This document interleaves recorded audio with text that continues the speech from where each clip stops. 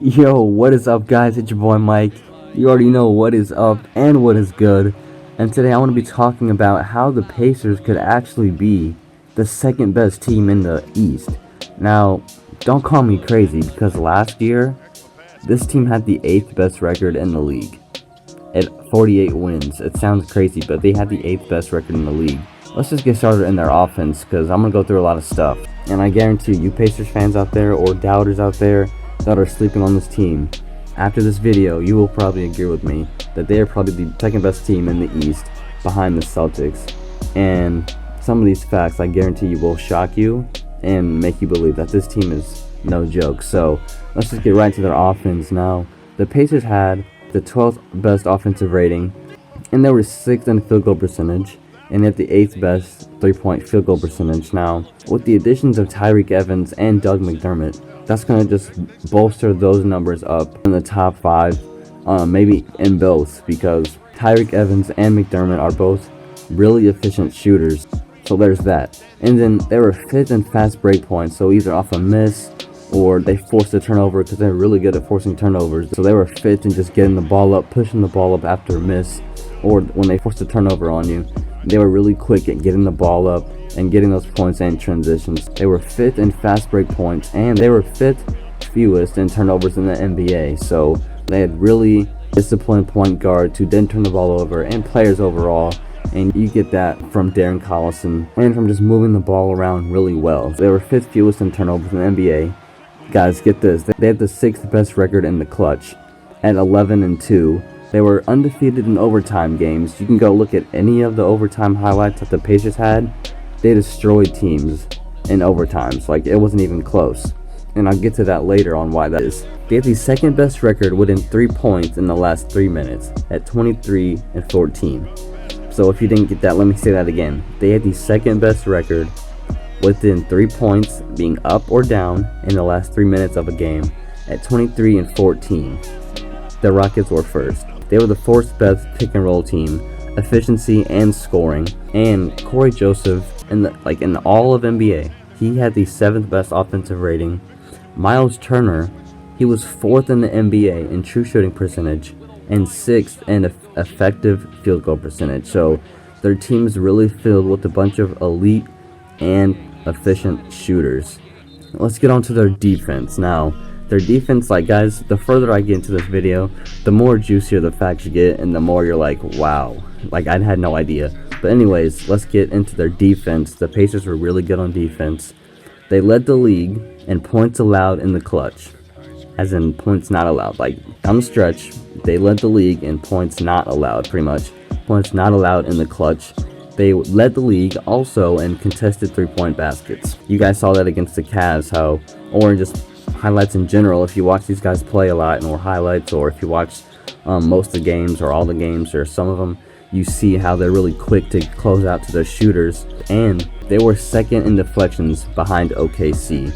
They were 3rd in steals, so they really get in those passing lanes. They can read the offense and really get steals, and that's where that fast break. They were 5th in fast break points, so they were 3rd in steals, so those correlate with each other. And they were 3rd in points off turnovers. So like I said, those fast break points, once they get those turnovers forced, they were going to push the ball up, and they were really effective in getting fast break points and points off turnovers.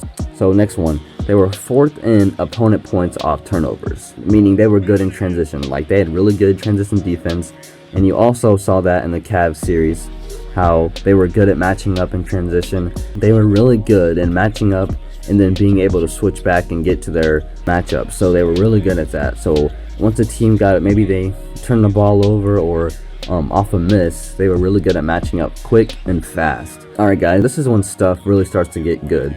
So Miles Turner and the whole NBA, guys, get this, in the whole NBA, Miles Turner had the best defensive rating in the NBA. Miles Turner has the best defensive rating in the NBA. And get this, Darren Collison was number 9.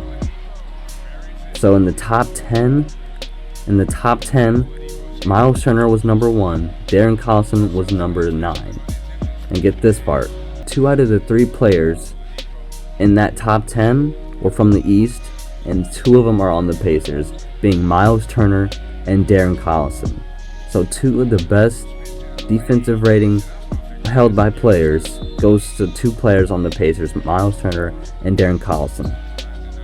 Now the defensive rating, their defensive rating was 12th in the regular season, but in the playoffs they had the second best defensive rating. And their team is filled with defensive specialists. Now you got Thaddeus Young, Oladipo, Collison.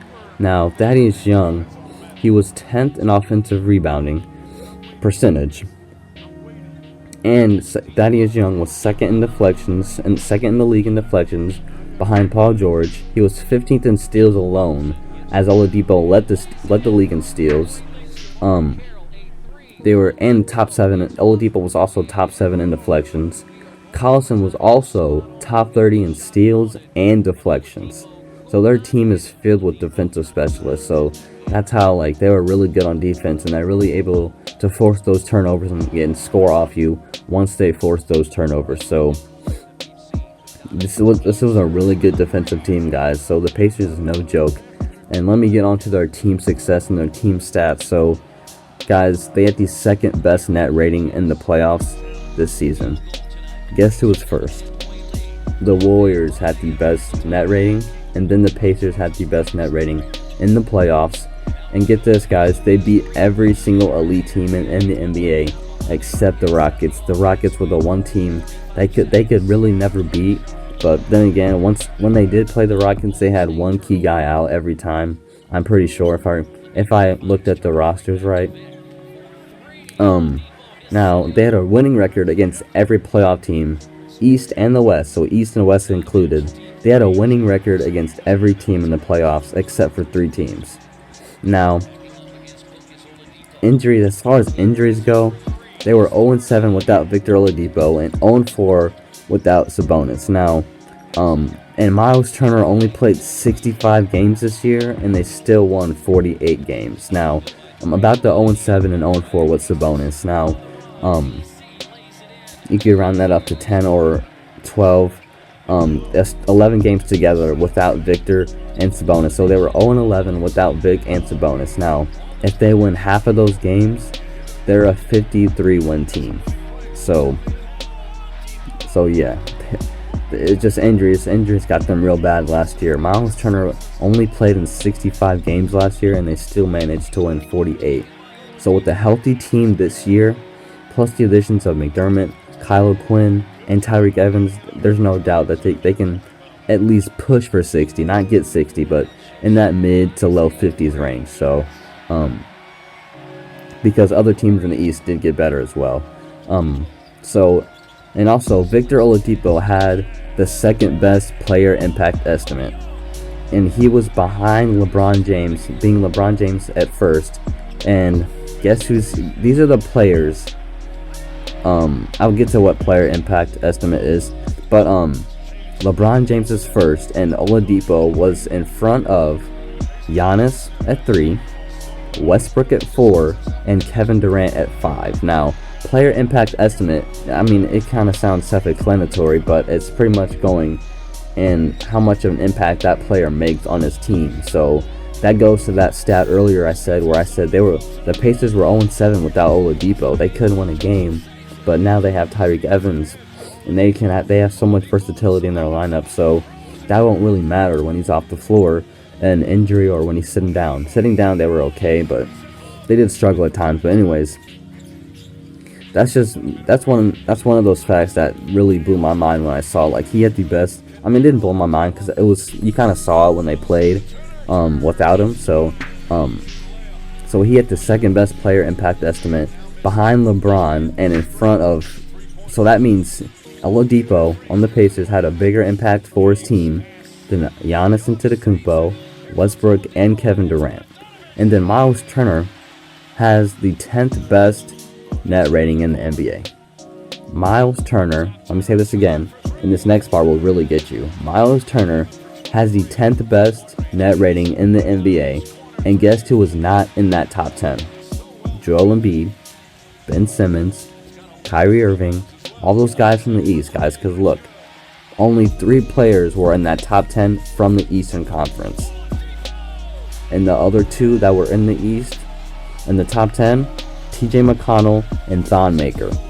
Miles Turner had the 10th best net rating in the NBA, and like I said earlier, I'm pretty sure he had the best defensive rating in the NBA, and Collison had the 9th best.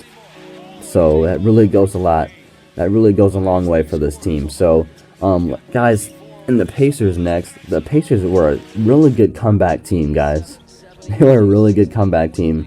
They led the league in comebacks. Now, a lot of people say, no, the Celtics led the league in comebacks, but I'll get to that in a second. So they led the league in comebacks. They were the third best. They were the third best team in the third quarter, behind Golden State and Boston. They were the best fourth quarter team in the clutch, because I said they were the 6th best record in the clutch, 11-2, and they led the league in points allowed in the clutch. So that's why they were such a good fourth quarter team. And you guys saw that in the Cavs series. I think it was game 3 where they had that huge comeback. So they did that all year, guys, all year. So yeah, they were the best fourth quarter team in the clutch, and also like throughout the fourth quarter. They had the most 10+ point comebacks.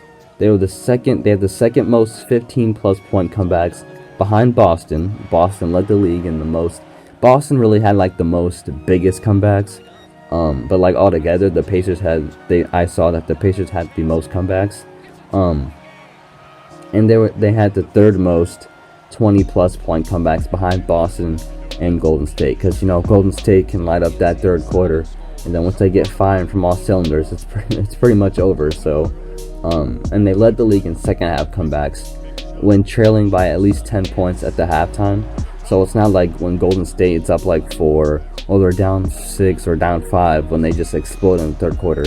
When the Pacers were down at halftime by at least 10 points, or any other team, the Pacers led the league in comebacks this season. So let's go with their additions on Tyreke Evans. Guys, with Tyreke Evans, Oladipo, there's no more double teams anymore. Just go back to that Cavs series. If the Cavs couldn't double team Oladipo, so they had to play man-to-man or zone, whatever they were trying to do, or they needed to do. So he was their second. He would be their second go-to guy. That's another playmaker for the Pacers to take pressure off of Oladipo. He's an efficient scorer and shooter. I think he shot like barely off of 40% from 3. Like I said, he takes pressure off of Victor. And then, like I said again, no more double teams. No one can double team them anymore. Because I do expect them to, like, down in the fourth quarter and down the stretch, I do expect Evans and Turner to play together, or Evans and Oladipo to play together to close out the game now. And Doug McDermott, I think he's an underrated signing for this team, because I think I saw the comments when the Pacers first signed Doug McDermott. I saw the comments like, we let Lance go, but we signed Doug McDermott, and trust me, guys, I was one of the people that was like low-key hyped about this signing, because this guy is a sniper. He's pretty much like the Kyle Korver, a younger version of Kyle Korver, and a better well, Kyle Korver is actually a decent defender, but Doug McDermott is not higher.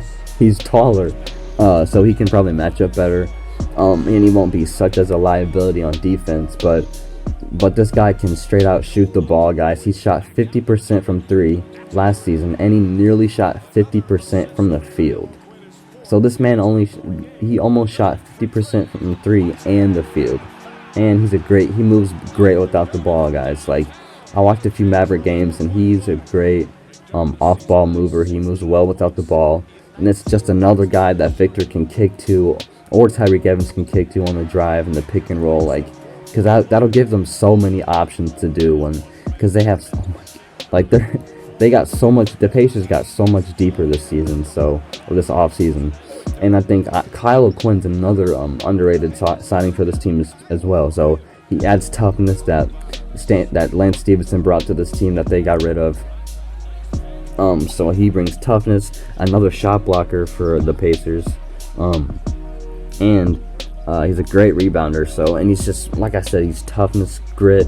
He's actually, I think I looked at the stats. He was almost in the top 20 in shot blocking this season. So he was 21st, but he led the league, or not led the league. He was 21st in shot blocks this season. as a third, and he'd be a third string center, like I said. But it just all depends on the lineups that they do, because the Pacers can really do some versatile lineups with this roster that they have now. And that's actually my next point, guys. Versatility in the lineups that the Pacers can run now.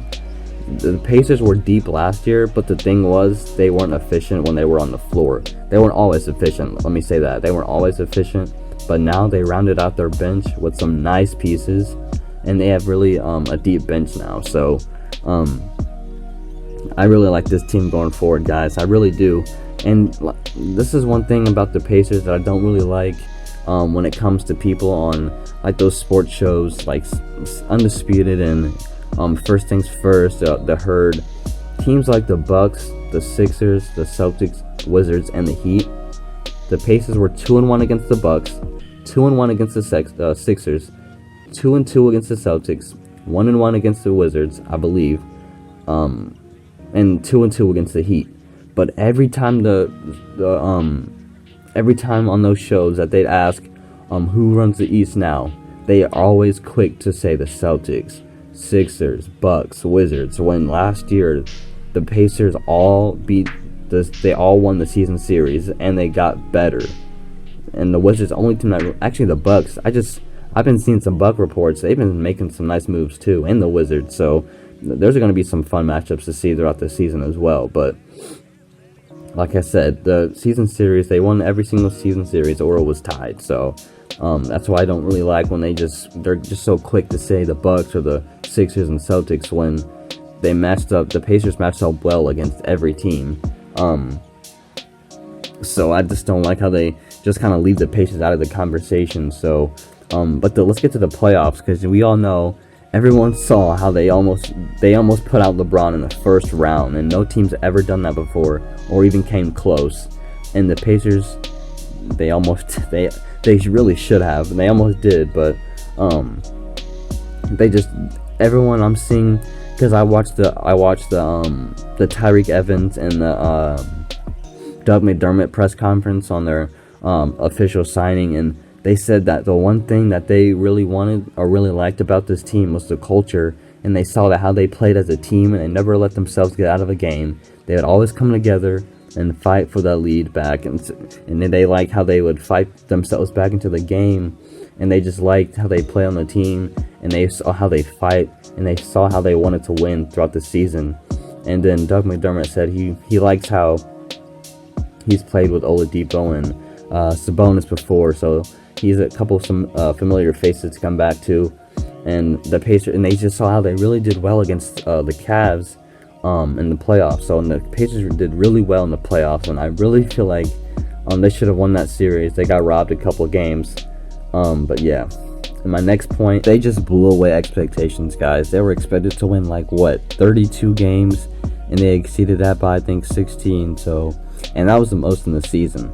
I'm pretty sure they were the one team that exceeded their projected wins by the most wins this season. So props to them. They were definitely, no doubt, the best surprise of the season. Debatable with Utah, but I must admit the Utah Jazz were probably the most underrated team this year, because they were that one winning streak they had was really crazy and no one really talked about it. But the Sixers get a winning streak against all pretty much lottery teams, and everyone raves about it and stuff. So the Jazz definitely were probably the most underrated team, but the Pacers were right there. But the Pacers are right there, probably in the best surprise of the season, because everything about the trade and stuff, everybody was already writing them out. But I must say, I must admit that I was the one person probably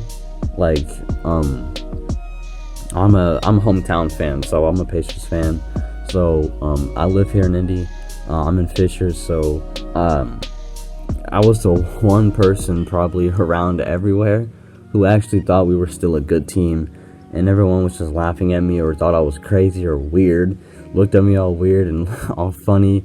So I was getting all these weird looks and stuff. But like I said, further down the line and in the season, we were starting to come together, and you could really see how this team fought every night, and they just played hard.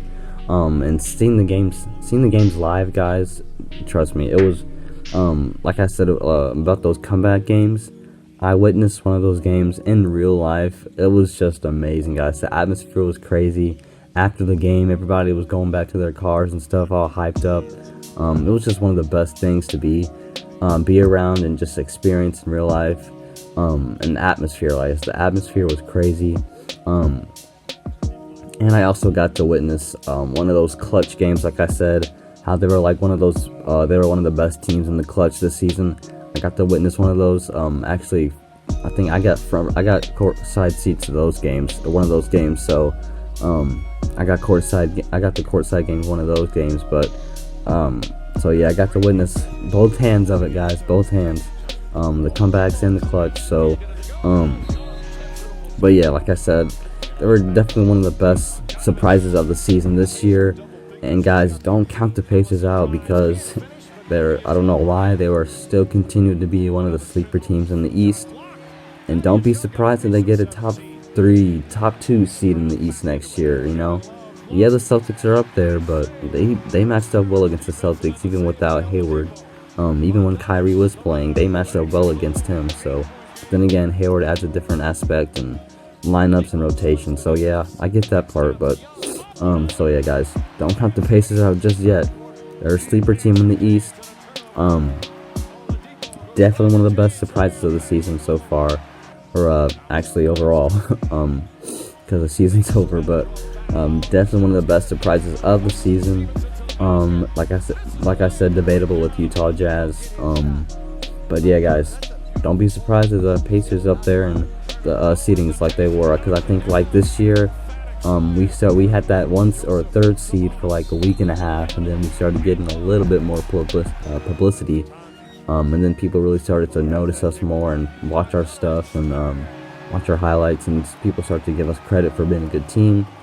And then I think one part of the season we lost like 3 games we shouldn't have lost, and we lost them like all in a row. And I think it was when Victor Oladipo he sprained his ankle. I think that's one of them. I think that was one. But if not, it was just 3 games that we shouldn't have lost, and they were all against bad teams. So that really killed our chances to getting home court advantage in the playoffs. So I know some of those facts probably really surprised you. I know like some of those facts really shocked me when I saw them. I was like, I had to read them twice when I saw them. So yeah. Don't count the Pacers out, guys. Don't be surprised if they're that 2nd or 3rd seed next year. So, again, thank you guys for watching this video. It's been Michael, and you can let that beat drop.